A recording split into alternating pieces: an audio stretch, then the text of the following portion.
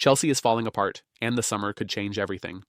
Let me ask you something straight away. If you woke up tomorrow and found out Chelsea had sacked their manager, brought back a club legend, lost their best midfielder, and missed out on a generational winger all because of one bad loan decision made years ago, would you believe it? Because right now, in March 2026, every single one of those things is either already happening or very close to happening at Stamford Bridge.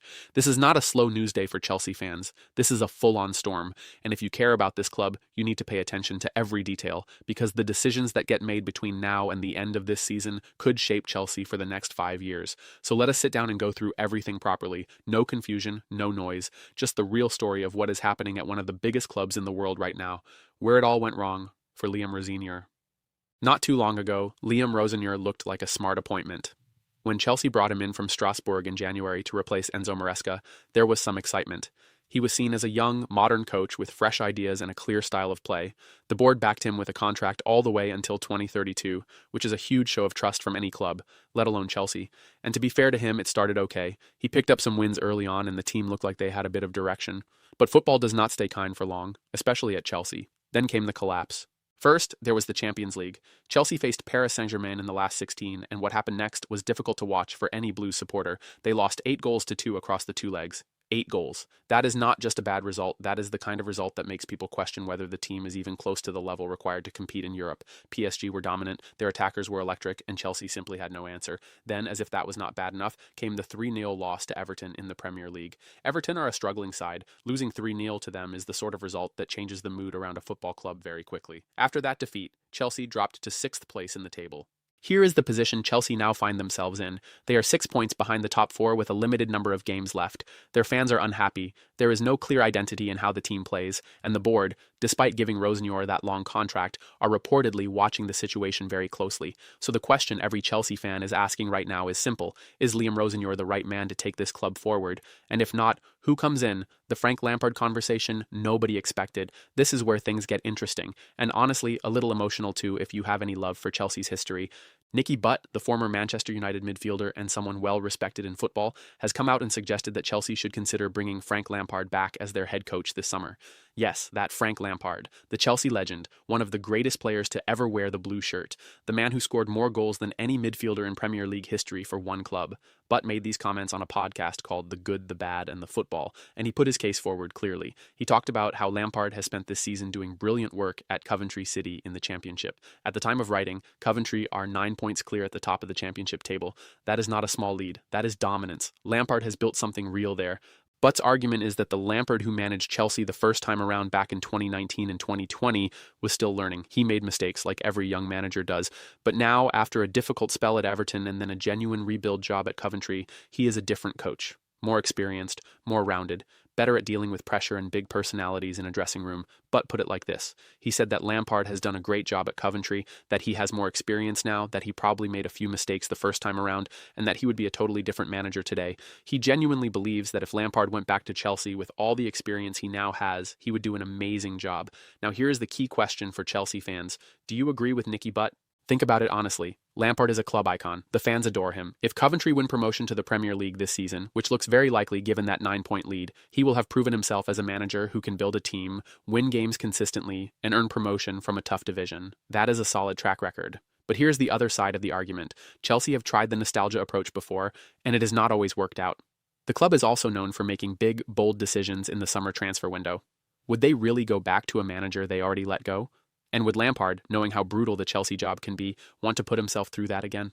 There are no easy answers here, but the conversation is happening, and that alone tells you something about how uncertain things are at Stamford Bridge right now. Enzo Fernandez and the Real Madrid problem. Now we get to the story that is probably giving Chelsea fans the most sleepless nights. And rightly so. Enzo Fernandez is one of the most talented midfielders in the world right now. Chelsea spent a record-breaking fee to bring him to the club from Benfica in January 2023, and he has been one of the few genuine quality players in a squad that has gone through enormous upheaval. He is the club's vice-captain. He is 25 years old. He should be entering the best years of his career. But right now, nobody is sure if he will still be at Chelsea come September. Here is what happened. After Chelsea's Champions League exit to PSG, Fernandez spoke to the media and was asked directly about his future. His answer was not what Chelsea fans wanted to hear. He said he did not know if he would leave, that there were 8 league games and the FA Cup left, and that after the World Cup, they would see. That is not the kind of thing you say when you are happy at a club and want to stay.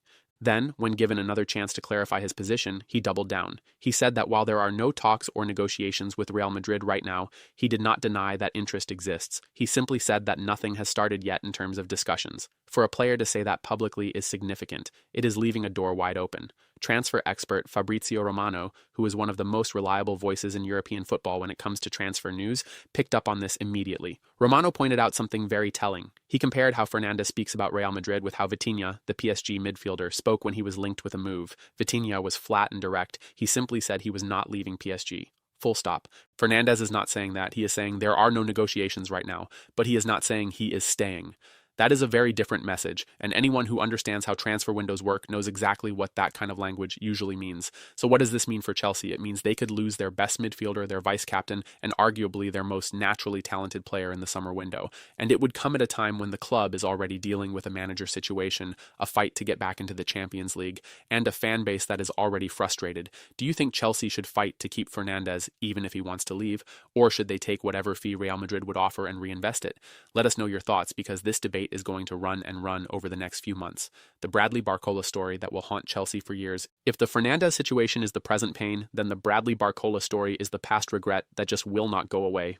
Chelsea fans got a very painful reminder during that Champions League tie against PSG of just how good Barcola is. The young French winger scored fantastic goals in both legs of the tie and was an absolute nightmare for Chelsea's defenders to handle. Every time he had the ball, he looked dangerous. He had pace, skill, and composure in front of goal. He was the difference maker. What made it worse for Chelsea fans was finding out afterward that they were once incredibly close to signing him.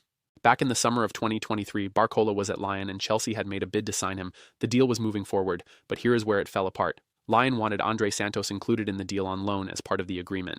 Andre Santos was a highly rated young Brazilian midfielder who Chelsea had signed from Vasco da Gama earlier that year with big expectations. The problem was that Santos had already been loaned out to Nottingham Forest, so he was not available to be included in any deal with Lyon. The discussions broke down, the deal collapsed, and Barcola eventually moved to PSG, where he has become one of the most exciting young wingers in European football. Now here's the part that really stings. Santos went to Nottingham Forest on loan and barely played. He started just one game during that loan spell, and the loan was eventually terminated early. Then he went to Strasbourg, had a much better time, and developed his game there. But Chelsea had already missed their window to get Barcola. Think about what that decision cost. If Santos had not gone to Forest, he could have been included in the Lyon deal. Barcola could have been a Chelsea player for the last 2.5 years. Instead, he has been at PSG, becoming a top-level winger, and he just knocked Chelsea out of the Champions League. That is the kind of decision that haunts a football club for a long time. Meanwhile, Chelsea have seen wingers like Jadon Sancho and Noni Madueke come and go without making the kind of impact the club needed. Newer arrivals like Alejandro Garnacho and Jamie Gittins have not yet convinced fans that they are ready to be consistent match winners at this level. And now if Chelsea want to sign Barcola, the price would be enormous. He is no longer a promising young player at Lyon. He is a proven elite winger at PSG who just delivered a masterclass in a Champions League knockout game. Getting him would cost far more than it would have done in 2023, and that is assuming PSG would even sell. Could Chelsea have avoided all of this by simply not sending Santos to Nottingham Forest in the first place? It certainly looks that way, and that is a lesson about how one small decision can have massive consequences down the line. What needs to happen now? So where does all of this leave Chelsea as we head toward the end of the season and into the summer? Firstly, the manager situation needs clarity. Rosenior is still in charge, and the board have not made any public moves to change that. But the performances are not good enough, and 6 points off the top 4 with limited games remaining is a very uncomfortable position. The board need to decide quickly whether they believe in Rosenior enough to stick with him through a rebuild, or whether a change is needed before the next season begins. If they do decide to make a change, the question of who comes in is fascinating. Lampard is an option being talked about publicly. There will be others discussed behind the scenes, but whoever comes in needs to have a clear plan for how this squad plays and what kind of football Chelsea wants to represent. Secondly, the Fernandez situation cannot be allowed to drag on and distract the team. Chelsea need to have a private, honest conversation with their vice-captain and understand exactly what he wants. If he wants to leave and Real Madrid come calling with a serious offer, the club needs to be ready with a plan for who replaces him. They cannot just take the money and hope for the best.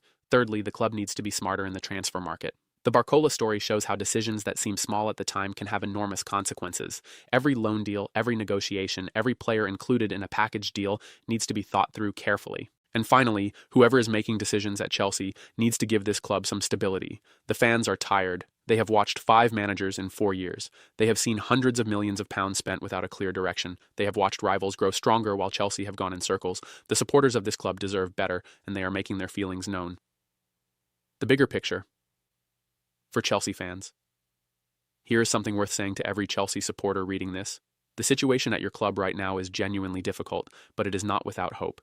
Chelsea have resources that most clubs in the world cannot match. They have young talent coming through like Mamadou Sarr and Jorel Hato who are getting experience even if it has been painful.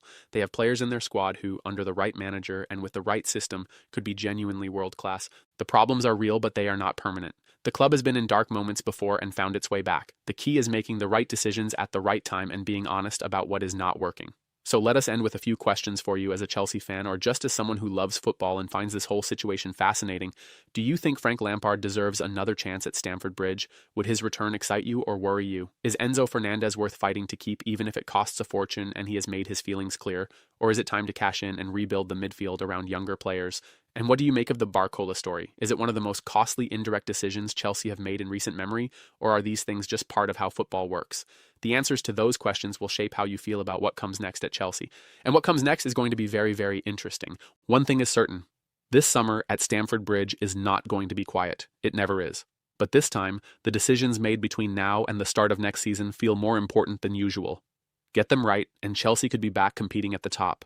Get them wrong, and another frustrating cycle begins.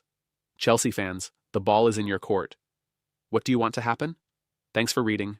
If you enjoyed this breakdown and want to stay up to date with everything happening at Chelsea, share this post with a fellow Blues supporter and keep the conversation going. The community grows when real fans talk honestly about the club they love. See you in the next one.